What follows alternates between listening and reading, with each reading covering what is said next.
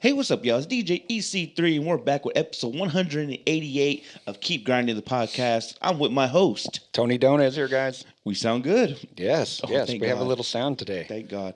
Man, dude, what's up, man? Nice seeing you. It's We have good been to on a hell of a ride the last 2 Man, weeks. it's been hectic. It's been wild, but man, what a fun ride, bro. What a ride. If you guys don't know, we coach at Foothill High women's basketball, and they just had a history-making run. Like, seriously, everybody says history-making. No, this was a legit history. Very, lot of firsts the last few weeks, and we're very, very happy to them. So shout out to the Foothill High women's basketball team. Yes. These girls, man, it's just, I'm not going to lie, guys, I cried a couple times during this run, man, just because like several times. Where we've come from to where we're at, to where we were a doormat and now we're competing in state playoffs is At home. Yeah, it was wild, man. Just to see what we've built and what we've continued to build, it's a lot of pride in that, man. A lot of pride. Like the first 2 years were great as the the head of the ship, but then when you take that move to the right and still kind of oversee things, and you see it from a different perspective as a coach and as a man, it was definitely very, very like, man, this was that was a great move to make. Yes. Even though it hurt me at the time, and it was like out of spite from my end, and I needed to get married. I had all this pressure, and it was like, how am I just gonna not be around anymore? And now seeing it's like we made great decisions. And yes, and like you've been better off for it. Yes, the program's been better off for it. Yes, I kind of not took a lower role, but I took a different role in helping on frost off, and it's one of the most fun jobs I've had in a long time. Yes. Helping build these kids, but also helping build coaches. Yes. It's been fun, man. This was a great year. No, it was a beautiful, man. Shout out to Coach Selby, Coach Preston, Coach Irv, Coach Shaquille, Lopez, Manji. Who else are we missing? You and me. Okay? Yeah, I guess us. Very, very proud of our girls, man. This is the last of our first team. That's what really got me emotional at the end of this run. Was first 4-year group, huh? Yeah, just sitting with Porters and crying a little bit. That was the moment we both shared together, and just seeing these kids get the accolades that they deserve. And man, it's been really nice, and it's nice to do potting again. We're back. I know. He texted me yesterday. He was like, "Well, I guess we don't have any more excuses. We potting tomorrow." Yes, we are. I'll be there. Keep Grinding Podcast. Make sure you check us out on Instagram and all that good stuff. We're going to be showing the live episodes like we always do. And, man, shout out to La Fanita Estrella Valadez, who just got her national silver gloves in Missouri. Big-time win. Man, that second round was dominant, kid. I know we talked about it. Great win. My guy Daniel Valenzuela got this first round, or his first fight knockout, first pro debut. That's awesome. Got a TKO. That was beautiful, and just shout out to all that Keep Grinding the pod, Keep Grinding kids that we sponsor. Yeah, congratulations to the Keep Grinding family, man. Everybody, the grind is real, guys. We sponsor the Foothill High women's basketball team. Yeah, too. we're all over the place. We only throw our names on champions, guys. And Pablo the Shark Rubio, who was an early guest on the STS podcast, formerly known as STS podcast. He is with Zuffa Boxing now. Wow. He was with Golden Boy. He fights tomorrow, which is pretty cool. I can actually watch it because Saturdays are pretty hectic for me at times. So Pablo the Shark Rubio's back in the ring, undefeated. Hopes to keep that undefeated streak. Hopefully we get him back on Keep Grinding the Podcast. We're talking about it. Hopefully I get down and go to the gym and just take some flicks on. I would love to do that.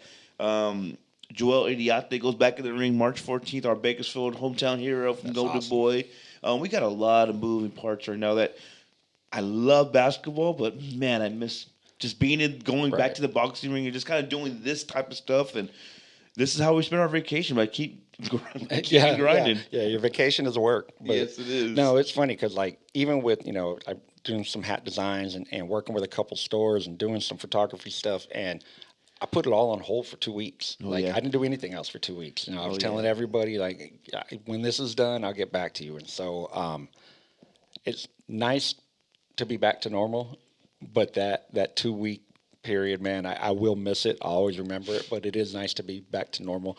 I told my wife last night, I feel like this is the first time we've sat together in a while. Dude, I went to forgot it. And I said, I want you to know I missed you for 2 months. Yeah. The sacrifice of coaching, not just, with BC and Foothill is people. I know people don't give a damn about my personal life, but it's like, man, I miss my wife. It's nice to, and not talk about basketball, not talk about what's going on at work, just sitting down and just hanging out with you. Like, I miss this, and it's been a while. And Well, what people don't always understand is everything we're doing, whether it be basketball, whether it be the keep grinding stuff, the design stuff, like it's not just in that moment. Like with basketball, yeah, we're in the gym for 2 hours, and then we come home and we watch film, and we're doing scouting reports, and the coaches' chat is blowing up, and we're all throwing ideas back and forth. So it's not just this, hour and a half, 2 hours in the gym. It's 10, sometimes 12 hours of work throughout the day. Definitely. It's nice to have the break, man. And yeah. I'm sure we'll be back in it sooner than later. We always set a date when we're going to go back, but it's always sooner than that. Cause that's what I said. I told Selby, I was like, all right, Monday we start prepping for next year. Oh yeah. 100%. Just how it goes, guys. 100%. Man, we got some great albums to talk about the next couple of weeks. And yes. Let's start now. D, what's in the deck? We got our boy. So if you've listened to the last couple of pods, we are Lloyd Banks stands on this podcast. And we got his debut album, Lloyd Banks, The Hunger for More. Hunger for More by Lloyd Banks, the debut album, and that's going to be the first one after the Bake for Mercy. I think we're going to go in chronological order. Nice. This was released on June 29th, 2004, and debuted atop of the Billboard 200s, and had 3 singles on fire. I'm Still Flying, Karma, which I'm sure we'll talk about. Let me see. Did it say how many it sold so far? 434,000 copies this first week. Wow. Good Lord. Wow. Certified platinum. So it is a platinum album.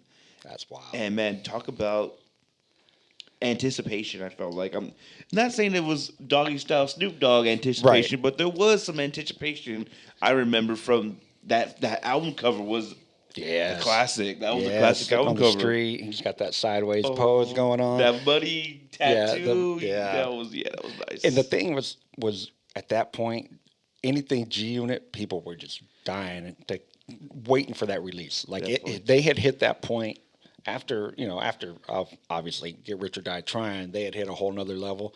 But then the Beg for Mercy just put it at a whole nother level, and everybody's just anticipating all these dudes dropping their own albums. And man, what a first one! And Lloyd Banks says the reason why he called the album Hunger for More.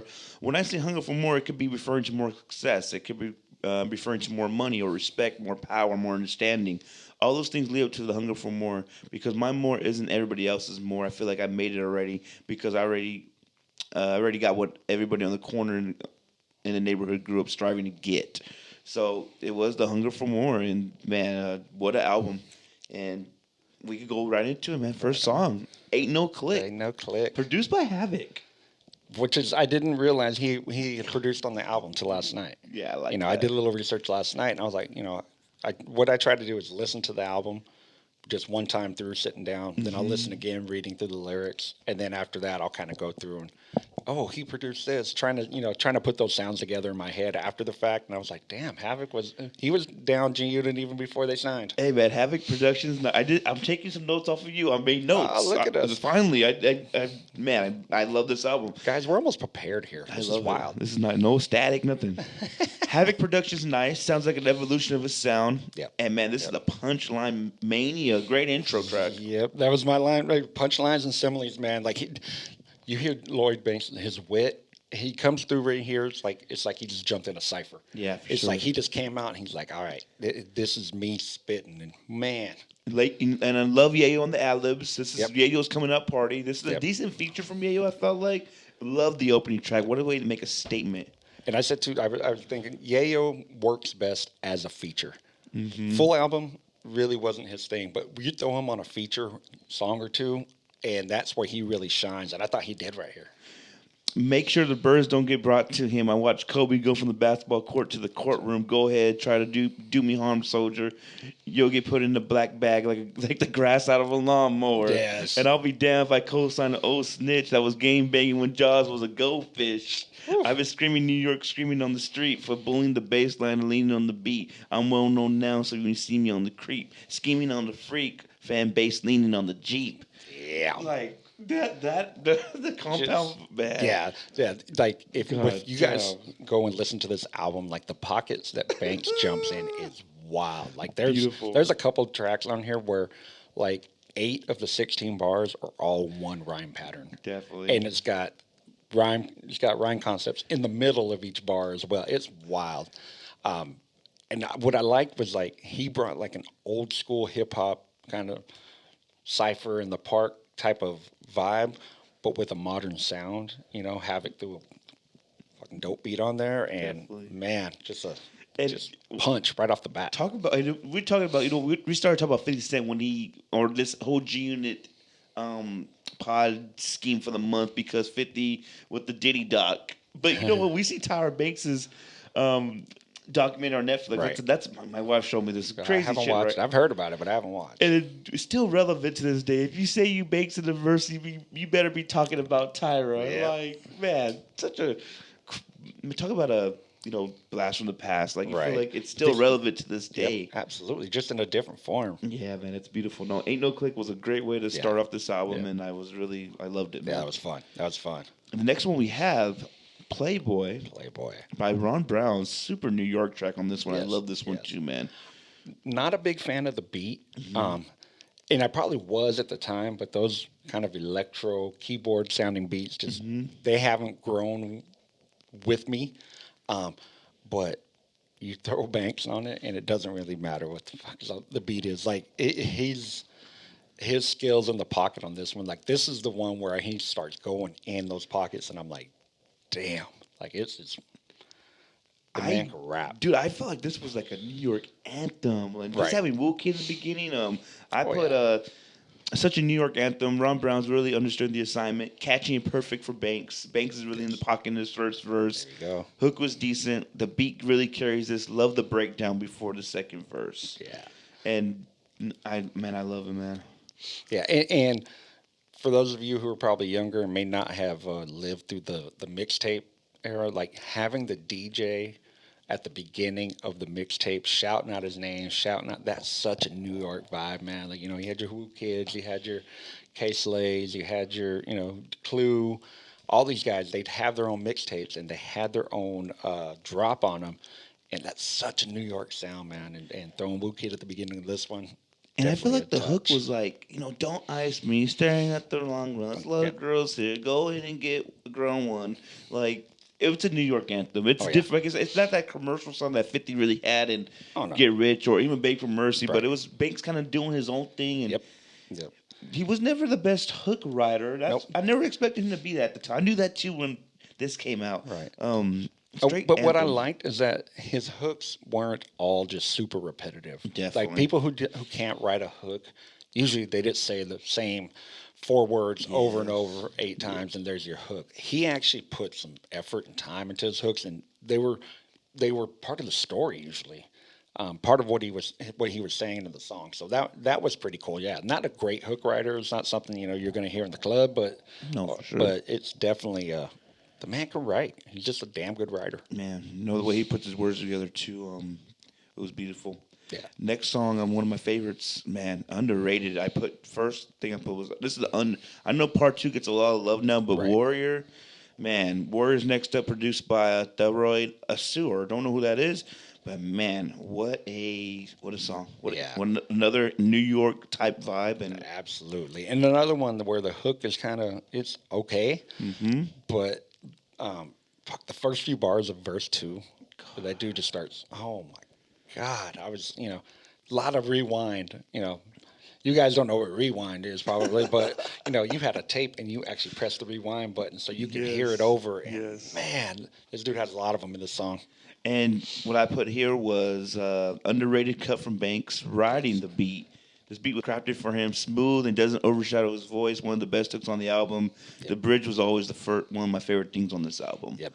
You heard right, motherfucker. My grandma and daughter ain't raised no sucker. Heart full of pride in the head. Just the way he's riding the beat. Attitude of a winner. Infrared for the danger. Man. Even the paranoia of a female will change you. Waking up every morning laying next to a stranger. Yeah. Like, this dude, the way I know he's definitely inspired by Biggie, by the puns, and just by the Rakims. You could definitely say like he's one of those. He is from the tree of Rakim. The way he's playing these words together, and the dude, he is the quintessential New York rapper. Yes. You know what I mean? He's like it's. I'm not. I don't even know how to put it, man. If you know hip hop, you just know that New York sound, and he's not trying to, he's not trying to be. He's like cool without trying to be cool. It's a spoken word It's thing, yeah, dude. it's just such, and his voice is so cool, and he's always so Where some people see it as monotone, I just see it as like he's just chill the whole time, like Snoop will do. Yep, absolutely. I think people really need to listen to his album too and see that Banks was just. He was too cool to be out there with the guys making fools of themselves. Like even on social media now, he don't give a fuck. And he says, "Oh, I don't care. You're never gonna take me out my comfort zone, acting the ass on social media, going back and forth with another man." Like he's not him. Like right now, he's a tour in Europe, and Yeah. like he's doing his thing. He's a MC. He's really that maybe the last of a dying breed of. I just want my work to work for me. I don't need to do the antics of what everybody else is doing, which people have always said that was kind of his downfall to make it mainstream, was he was never willing to put himself out there. Because that wasn't his goal. And that never was his goal. He just wanted to be a rapper who spit fucking fire rhymes. And like, and you see that with, they have these different, online arguments of who's a better rapper, so-and-so or so-and-so. He never gets involved in it. He never says, like, he's never caping for himself or anything. He's just like, okay, cool. I'm glad to be in the mix. Yeah, 100%. And still to this day dropping bangers. And I know we talked about Banks so many times on this pod, but this is, and the what did I say here? Well, the bridge, Ride Till I Die, the song I sing, you ain't ready for the war I bring. So catchy, man. It's just versatility. Definitely shows it. Warriors, one of my contenders for song, one of the best songs on the album. Flip to the second verse real fast, because I specifically shouted out the first couple bars of verse 2. Goddamn ho, here I go again. Yeah. The double LOYD here to put an IV, trying to try me. The new age I lead. The black CIG resides beside me. I'm smooth as an eyes lead. Sometimes I surprise me. Can't even ID as low as my eyes be. It's that same rhyme pattern all the way through. It's that 8 bars, like half the verse is all just one rhyme pattern. It just, and when you hear it, like, it's one thing for us to read it, but when you hear how he flips it, yeah, for sure. Damn. Yeah, man. No, he's. We have a thing for the pockets and the ID, the YDs and the IV and try me, I lead, IG, like that's just Rakim, Biggie, this new age, man. It's such a damn shame he didn't get to. He's not mainstream. He's not on more people's list because, man, this album's special, man. Yep. The next song on the cut is something I still play in not the club. Sorry, I'm a club DJ. At these events that I play, I still play. On Fire. Yeah. All-timer, man. Yeah. It's an all-timer. 100%. Classic song on here, man. What I didn't realize until I looked it up was that, because it doesn't sound like an M beat. Oh my God, I just put that right Saying there. that, because it doesn't, I was like, wait, M worked on this beat? I was like, it doesn't sound anything like an M beat. And Kwame, the polka dots. Yeah, what the? But, it's club joint, but you can play this anywhere. You can play this in your car. You can play this on the corner. You can play this in the club. You can just put this here. Eminem banger with the question mark and apostrophe. Whoa! Didn't realize that. Not at all. Oh my God! No, I listened to it 3 times and then I went and looked it up. I was like, what the hell? What did M do on this? This was number 8 on the Billboard 100 when it came out. Designed for the club, wasn't in the club part 2, but smart move to have 50 on it to give him that cosign. Love the way Banks rides the beat. Yes. His lyrics aren't something the ladies would love, but the flow and beat definitely can make your head nod. Yep. Second verse was my favorite. Yeah, it's him showing his versatility. Where you want a club joint, that's fine. Just throw a club beat on, but I'm still going to spit how I spit over it.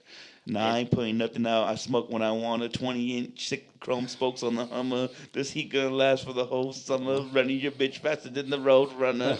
Oh my God. Trying to have a daughter, I can't blame her for what her mama taught her. Was the line right there. I'm like, damn. Yeah, man. No, yeah.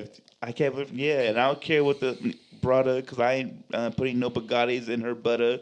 I got a diamond just as clear as water, and I also got bread, but I ain't spending a quarter. So cut the games, Ma. Let's go in the back. Matter of fact, turn your ass around, back and get down. Man, yeah. This dude was, he was all club shit, but just spit and fire. And there's not a lot of rappers who could do that. Like, you hear, like, and no knock, obviously, Jay-Z's one of the best at making a club beat and spitting over it, but he's known to dumb down his lyrics to fit the club beat, to make it a club song. Definitely. Banks is like, nah, not me. Not me. The beat, man, was beautiful. Shout out to him on this one, man. Yeah. The hook and just having 50 on there. This is a banger. I still play to this day, and there's still I still look for people around my age to.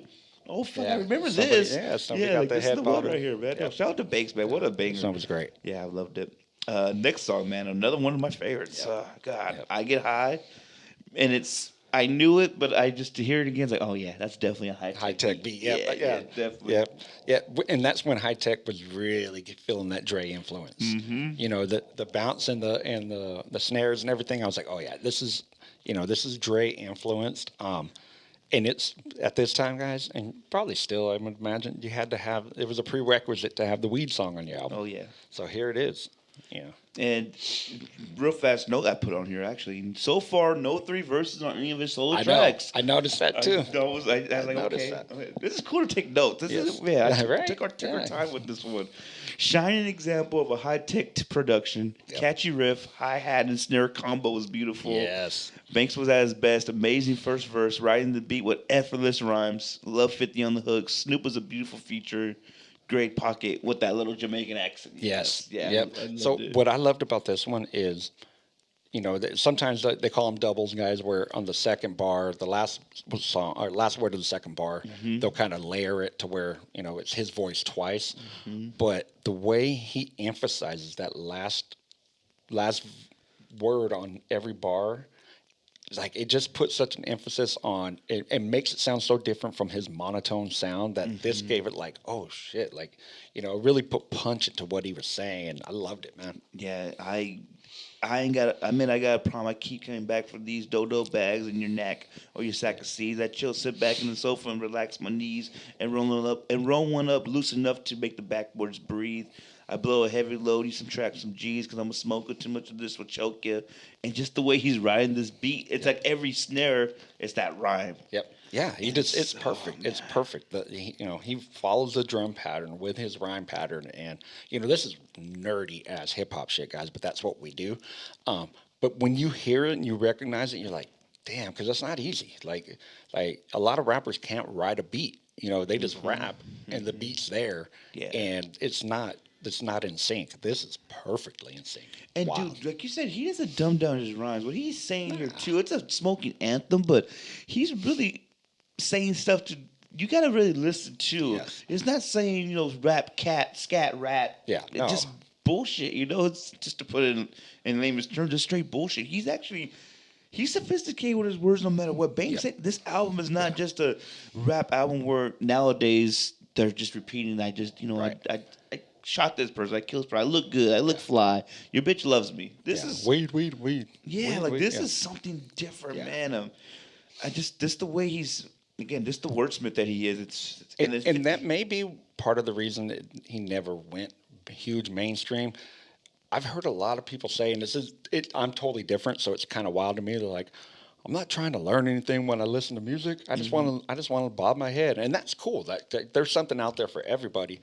But man, if I can take pull some intellectual level out of what you're saying, and with Banks too, he says it in the beginning where you're reading about the name of the album, like it's layered. It could mean this, it could mean that, like it's however you want to interpret it, and he probably knows that, and he goes into it, he's like, I'm going to spit this bar, and it's going to mean something to Ernie, but it's going to mean something totally to Donez, but it's going to work, and I love that shit, man. I love it.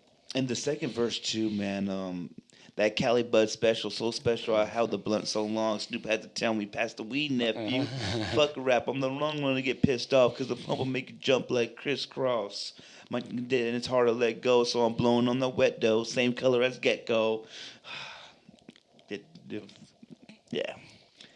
Snoop comes in and just say, he does a Snoop thing there, right? It's just like, and honestly, this could have been like a throwaway verse that Snoop had written for something else, and he's like, I'm just gonna throw it on there. But he's so goddamn cool, and he put two cool people together, and they make cool shit. And I love when Snoop on his pocket too. Weed rolling, G's rolling, valve melting, monthly law breaking, pin slapping for the fuck of it. Hip hop and zip locking, rip rocking, game banker. Like thought you was an actor, thought you was a singer. Oh my god. And I remember when DPG unit sounds like danger. Oh my god, you might want to manage your anger. Hang with us, stop smoking on the same stuff. Oh my. Smoked a lot of weed to this song, bro. A lot of weed. We do not encourage the use of marijuana. We do not. But if you're going to, this is a good song to listen to. Dude, we're 15, 16, 14 years old when this shit dropped, man. And Snoop was at his peak too. This is when I was not 15 when this was dropped. No, 100%. I was having kids and shit. Dude, this is when Rhythm and Gangster came out. This is when Drop It Like It's Hot. This is like 04. That area of Snoop was still. We love Snoop now, but I feel like that Snoop back then when from the church to the palace, and when he was fucking with Pharrell and Neptunes, like Snoop was that guy, man. And that Snoop is Melissa's favorite. Yeah, that's where that's where Snoop was really in his pocket making like more adult music, ups and downs, but it had such great sound to it, man. And that him linking with Pharrell, that's a whole nother that's another pod right there. That was career changing shit for Snoop. Yeah, so Snoop was on his game, and I know he, like I said, we see him on the Olympics now, and he's doing his shit. I love it, but Snoop was at this great coast and meant something at that time too. You know, he was really holding it down for the West. Yeah, for sure. Okay, now we're back now with the next track. I'm So Fly.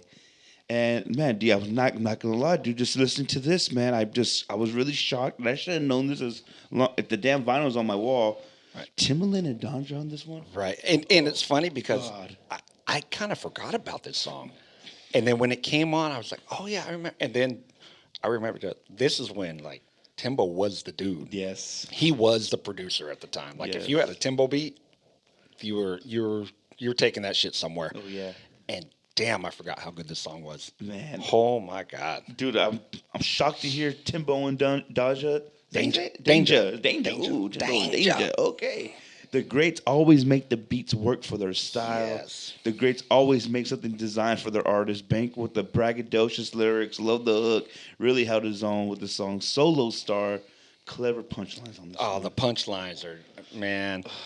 The best punchline wraps up the song.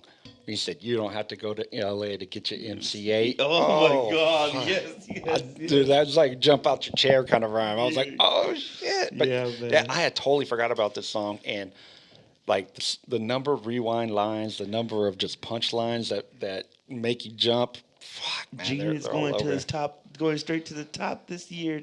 I get money. That's so good a reason I try to buy things. Banks out the gutter, too smooth to stutter. This I don't know what the hell. This cig will melt a brother like 2 scoops of butter. Ooh. Before I leave the crib, I tell my mother I love her. Grab the burner, she ain't concerned because he's an earner. My bitch lays it out real nice for me to murder. We wake up, fuck. Oh, we fight, wake up and fuck like I could Tina Turner. Damn.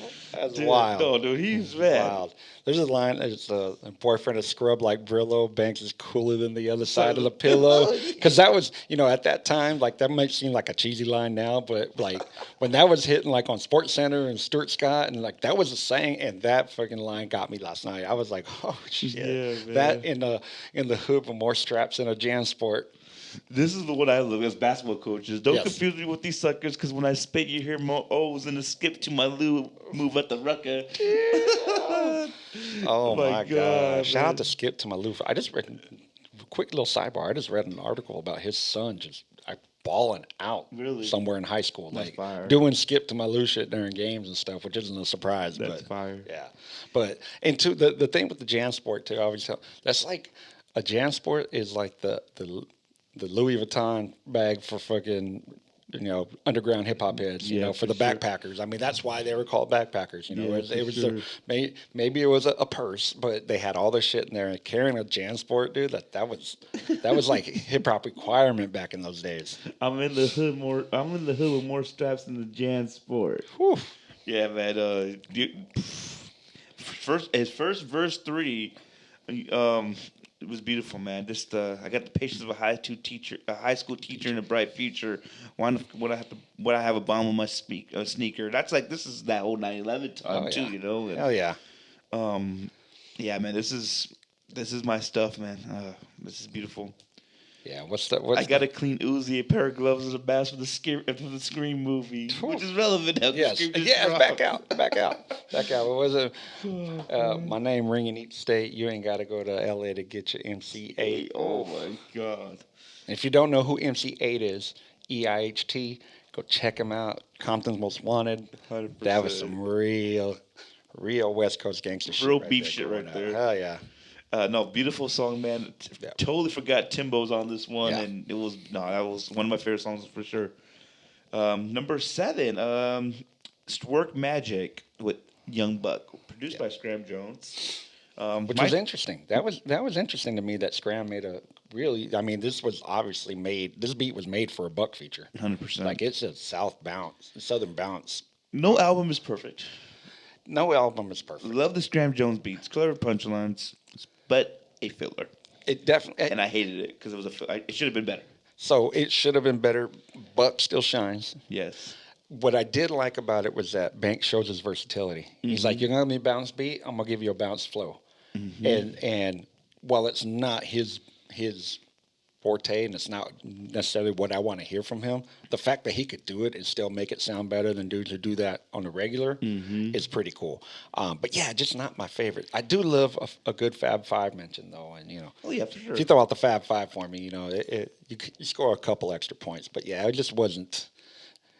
It seemed out of place, but you had to get the Buck feature. Yeah, 100%. That's what I said. It wasn't no album's perfect, but next song, If You So Gangster, one of my favorites. Again, produced by. I know this is. That's a word part two. Skipped one. Ooh, sorry about that. If You So Gangster, who is this produced by? We're gonna find out right now as soon as the internet.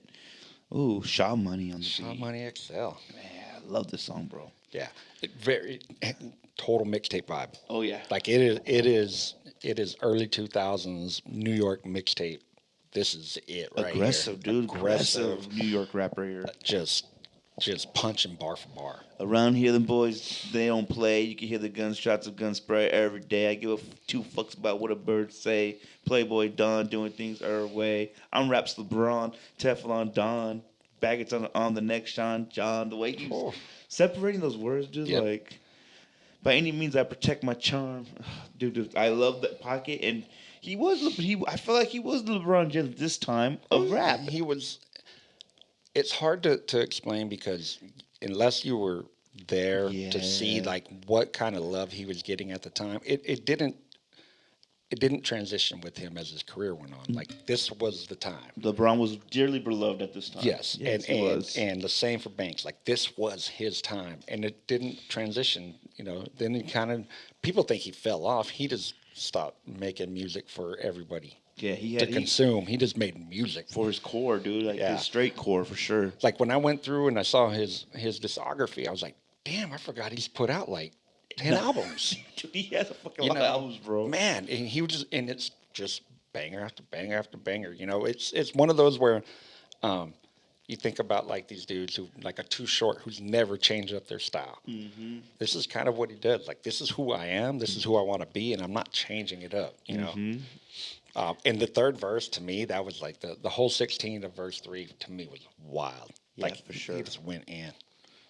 As like the pornos on porno flicks, therefore you can't afford no six. So before you drop your ass on the camera, get your wardrobe fixed. Banks don't house no bitch. So if there's 5 of us, then she probably gonna suck on my links. Okay. Wow, that line right there. Oh god. Hey man, coming out swinging, Shaw Money XL with great production, catchy hook. This was his street anthem.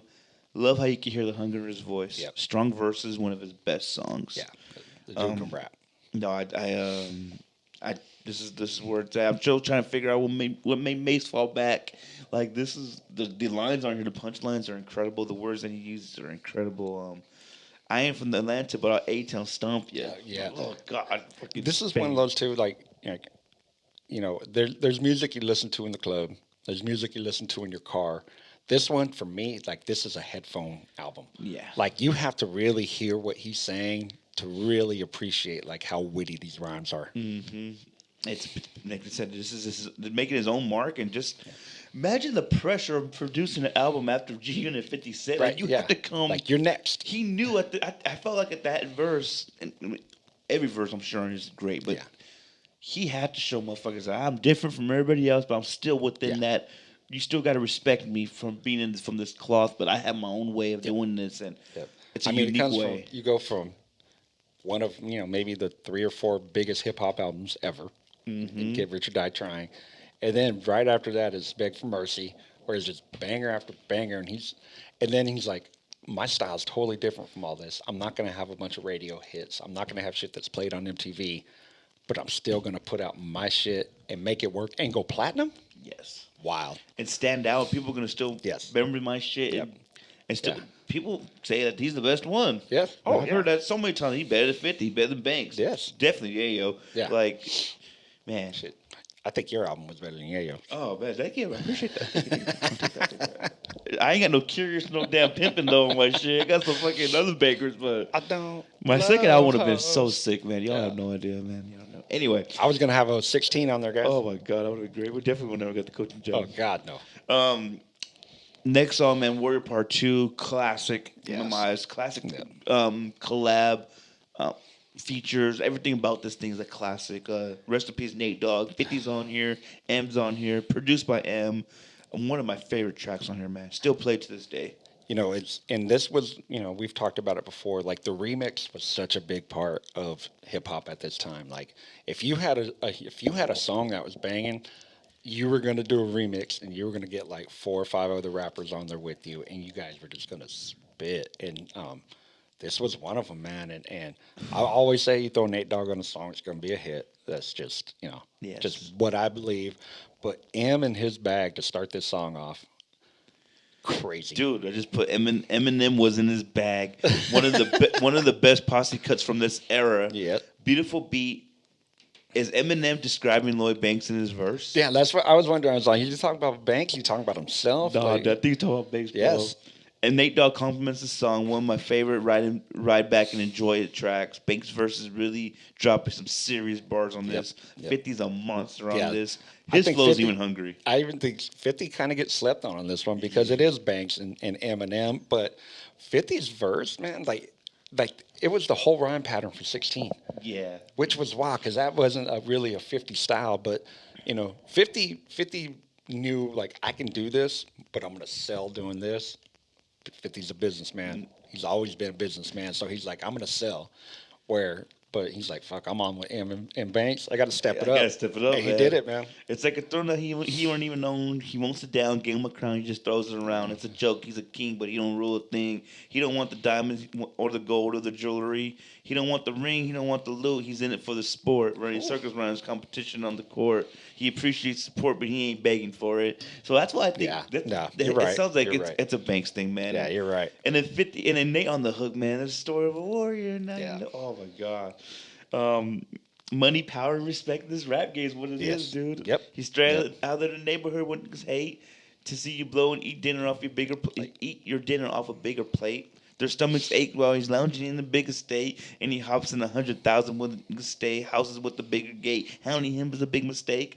God, dude, this fucking yeah, man. He was rhymes through the whole song. He's sitting on green like a Celtic fan, created a buzz to where you got to mention his name when you discussing the illest players in the game. And he's riding with 50 Cent, Evan Doc and them. G-Unit Records ain't no motherfucker stopping them. Damn. Oh my god, dude. It's just that I can hear that gruff monotone. Yeah, bro. They hungry. Fucking beautiful. Beautiful. They knew the. I would love to be there when they recorded this. Right. This is one of those tracks I wish I was there. It's one of those where these three dudes are all sitting down writing the rhymes and they're staring at each other like, I gotta one up you. It's like, I can't let you kill me on this. Hey man, he bulletproof everything because try to buck him. Keep 2 pistols on his hip. I'll show you where you tuck him. Say they're gonna get him, but they can't touch him. Try to catch him slipping, they creeping, they starts busting. Oh my god, dude. 50 was doing his thing in this one. Oh my god, man. I could give you then the outro by Nate too, man. Yep. Like that's a cool little breakdown. Like you ain't no G, you a fucking clown. With my DNA all in her mouth. I just think it's wild, fucking Nate. But like for 50 to shine on a song with M and Banks says a lot to me. Yes. Man. That's just wild. 50 because definitely, man, they're all hungry, man. And this Eminem is a encore Eminem that this is before I'm sure Proof died. Eminem, like he was still something to prove. You Oh, know, yeah. like he didn't really go on that. He didn't go off the wagon yet. You know. Um, Next song, man, very very special, very very special. Took me 22 years to realize that this is the best song on the album. I'm gonna say it now. Yep. Took me 22 years to realize it's the best song on the album. Banks is an artist, the epitome of hip hop. Rhymes and storytelling are amazing. Everything fits inside this puzzle. Beautiful hook. And we're talking about Karma. Whew. Timeless. Dude, what? Timeless. Who would have thought 22 years later? Now people realize this is the best song on the album. This is the best song on the As much album. as much heat as he has on this shit, Right. this Right. is the one. Yeah, and we sat here for 30, 40 minutes and talked about how, like, Banks wasn't trying to go mainstream. He didn't give a shit about that. And the best song on the album is the most mainstream song that he 100%. had.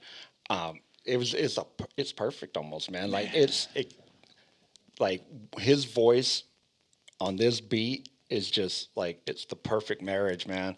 And the cool part is like, yeah, he's being like cool ladies man, but he's still talking his shit. Yeah, and that's man. beautiful, man. And the fact that, I don't even know if my wife realizes some of the shit he's saying, but she loves this song and she's like, "Oh, baby, I love you." And I'm like, "This dude is saying some wild shit in this song, babe." But Hey, play this at my wedding, bro. Yes. It was the cocktail hour. I was like, I need Yes. this in my mix, please. oh man, I can't keep my eyes off. I ain't gonna try to do it smooth. I can't. I'm Yeah. gonna read it off. I can't keep my eyes off you. I can tell why the Can't other keep my eyes guys off you. lost you. You're kind rather than a flying saucer, and that's why I can offer similarities in our characters. Haven't you heard the word around town? How I get down? They gonna whistle. Every part is official, and that ass with you got my heart as a missile. Don't hop on top because I ride around with the pistol. If they pull us over, I'll be out of town with an issue. If you was mine, I'll introduce you to my mama, girl. Your styling, your boots and Gabbana. I'm so used to your Prada. I take trips because out of Houston it's hotter. Oh my God, throw on that Al Green and juice the Impala. Make the jewels in my collar. Dude, just spitting. sorry, man. I know I'm exaggerating here, but you could take an LL song, you could pick all these love Right. songs, and you could put Karma right there in the middle. Oh yeah, and no, I just he's spitting. He's out spitting all these guys, but he's Yeah. making it Yeah. beautiful music. no, it's just Oh, a my great song, God, man. dude. And it's Avant on the hook is perfect. Oh, like yeah. it's and that's was a time where like the R&B hook like was like everybody had it, and you were trying to pull somebody and like, can I get fucking can I get Mary J on mine? Can I get Joe on mine? You're trying to get all the biggest singers, and I'm not huge into R&B, so I don't know how big Avant was. Yeah. But he jumped on this song, man, and he made it classic because that hook is like the perfect union of the beat and the rhyme, and you put that on there, dude, and it's just like it makes it almost perfect. Man, this is you got my temperature rising from your hips and your thighs, and that glare in your eyes, brighten up the horizon. It comes naturally. I don't bribe them. It's easy as 1, 2, 3, and I slide in. My favorite line, man, is don't want to bother you. Sex appeal is remarkable. Make a G want to walk around the park with you. Yeah, Damn. man. Damn. Yeah, man. No, that's what a beautiful song. Yep. My guy Lloyd Banks, if you ever watch this, thank you Yes, for Karma, thank bro. you. This is a beautiful. This is a Thank you. beautiful And cut. who produced this? What? Who produced it? This is produced by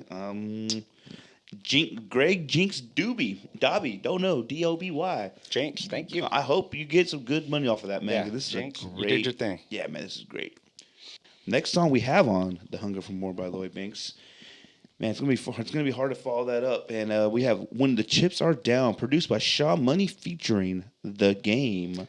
First Game featured, Yeah, we meet the game on G Unit Records. Yeah, dude. The first time, and we talked about so much 50 Cent, we have not mentioned the Game verse. Like I said, it's the introduction to him. Yep.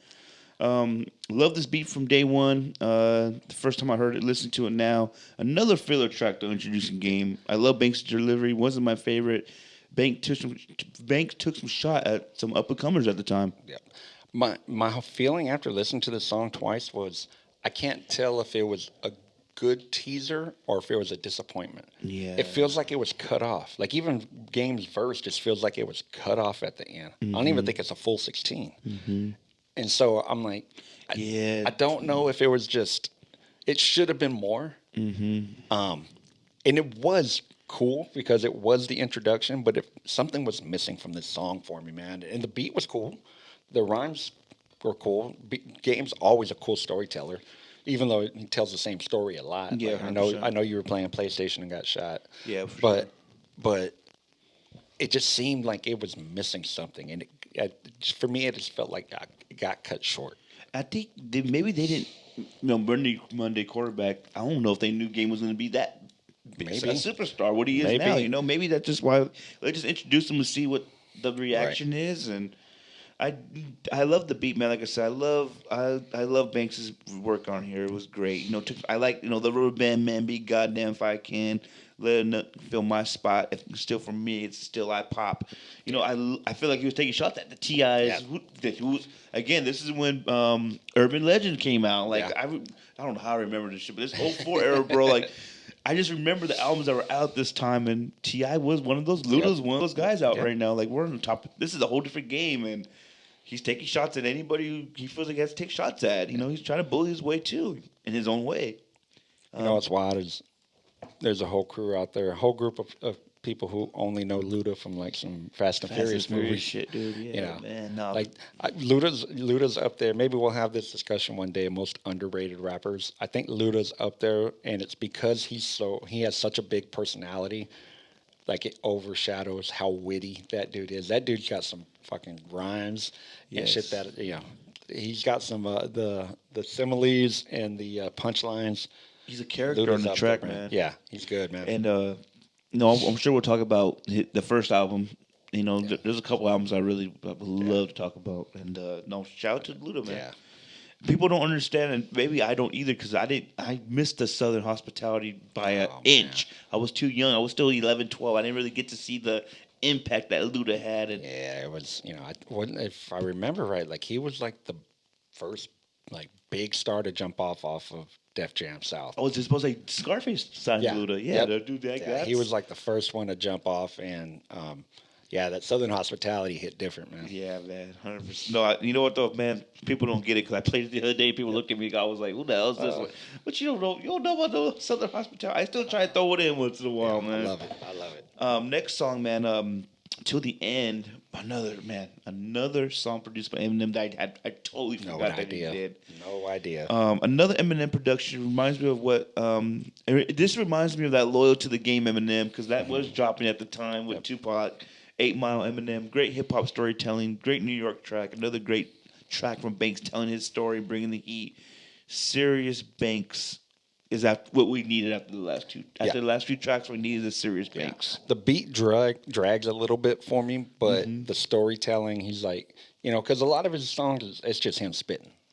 He's not usually telling a long, full verse story, but he shows like, okay, and it's the, Ride or Die from My Homie song, and required in hip hop. It's like a hip hop staple, but it just shows like his versatility as a rapper, man. Yeah. Like, you want me to tell the story? All right, watch this. I love this, man. It took me a long time later, because when I was younger, I would listen to maybe the first half of the album, maybe the second half, but I didn't really care for the Work Magic and the one with the game and the previous tracks we were talking about, especially Karma. I wasn't a Karma guy when I was young. I thought it was corny. Yeah.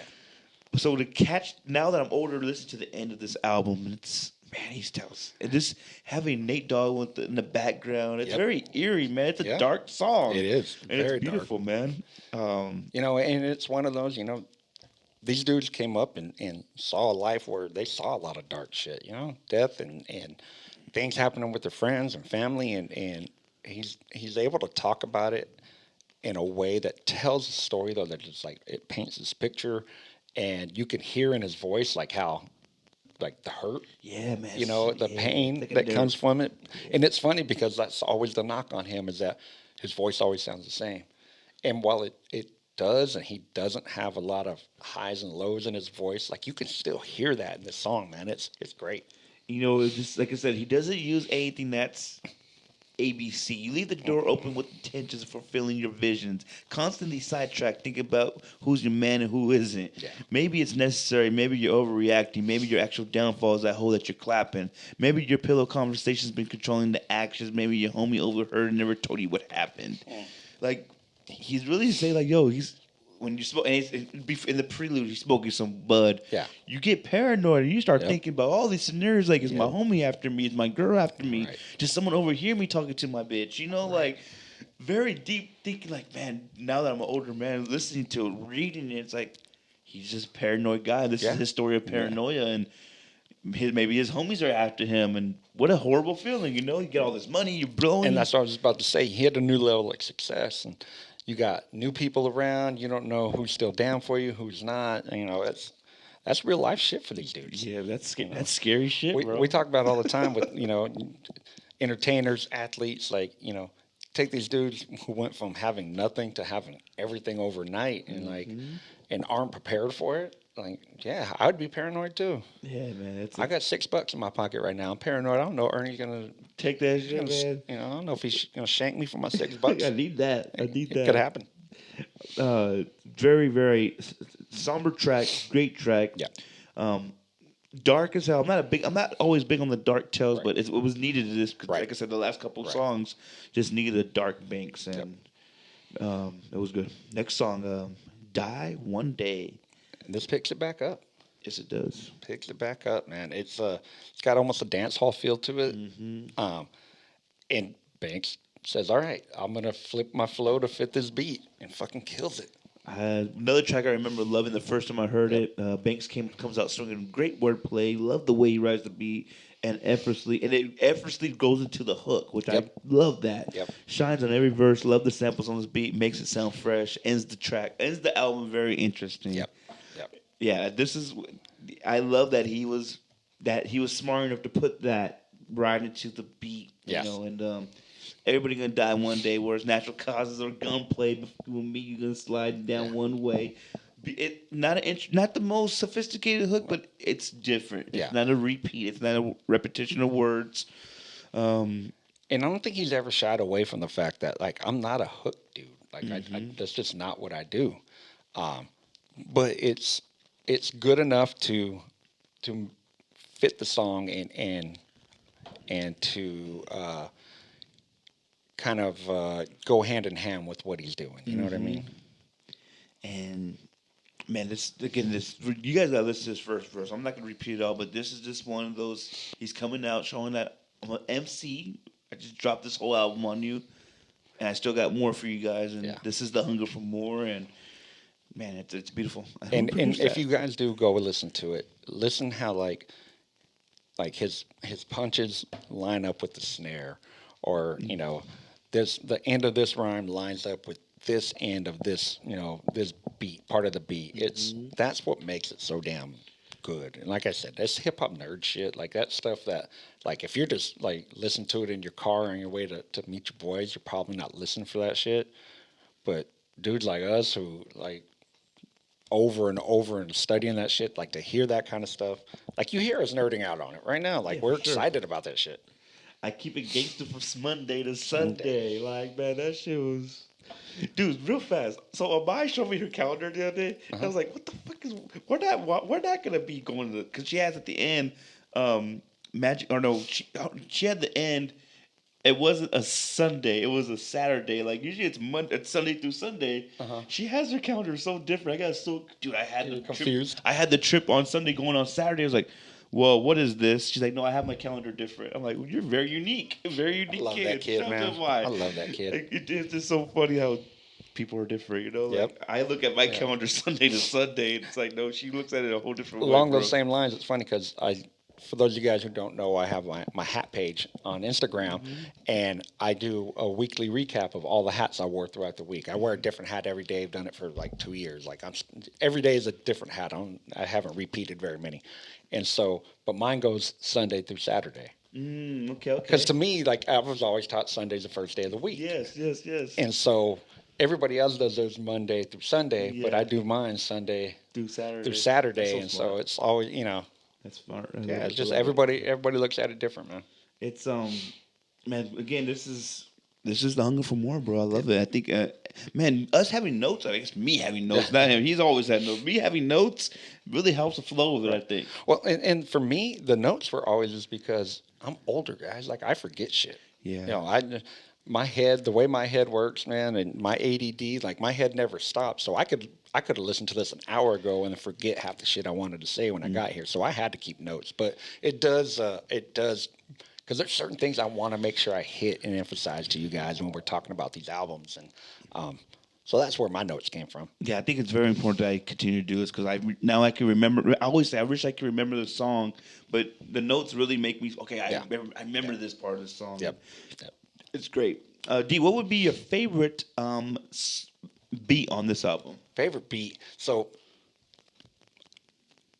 I had, like I said, I had forgotten about this song. I'm So Fly just took me, man. Like I forgot that Timbo did it. I forgot like how dope of a song it was. Yeah, my favorite beat was I'm So Fly. Dude, and the Timbo beat wasn't cheap. No, they spent some money. Not. They spent some money on this album. They spent not. some money on this fucking album, bro. Yeah. Shout out to and I think my favorite would be probably On Fire. Yeah, I mean you can't go wrong with that beat. Yeah, that's just the fact that Eminem produced this too with Louis Arresto, which is straight Marshall Mathers. Oh shit. yeah, it's like that's or Marshall Mathers LP type shit. Yep. Like, yeah, I love it. On Fire.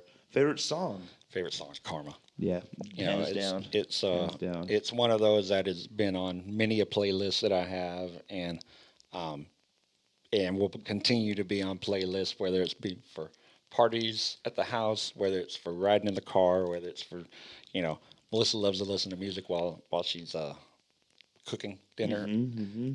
This song is on that playlist. It's Karma. Man, what a beautiful! It's crazy, man. I love it. I think this is one of my favorite albums. Again, #1 on the U.S. charts when it dropped. It wasn't slept on. I think got the love it needed.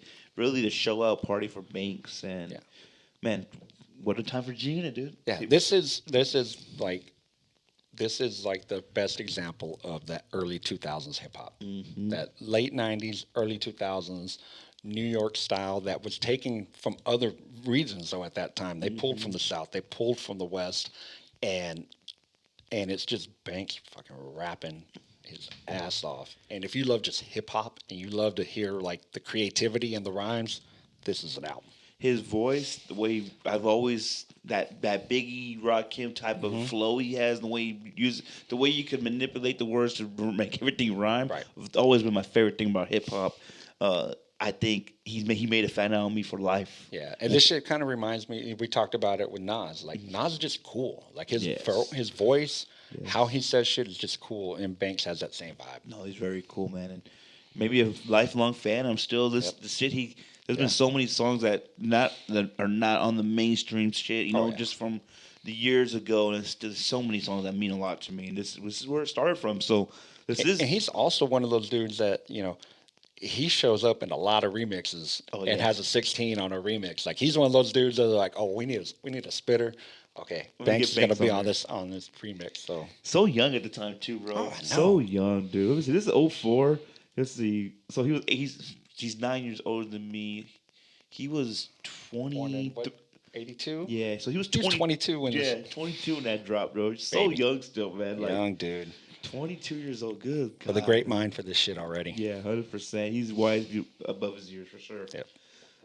Well, D, that is what's in the deck, man. Number 19. No, 18 that we did. Number 18. Good, we have 18. We have so much more to do. I know. Like that's the cool thing about this is when we first started, we were like, we got endless fucking content. Like this can go on forever. You guys, you might see a 60-year-old Donez here still talking shit about rappers. We still have so much material to go over, man. And next podcast for What's the Day, whenever we do, it's gonna be sooner than later. There's no basketball. Yes. Straight out of Cashville, man, Young Buck, man. And for those of you who only know current Young Buck, you missed out.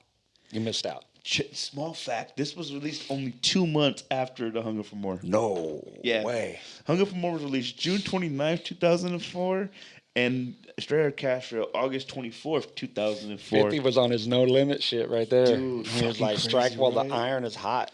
Crazy.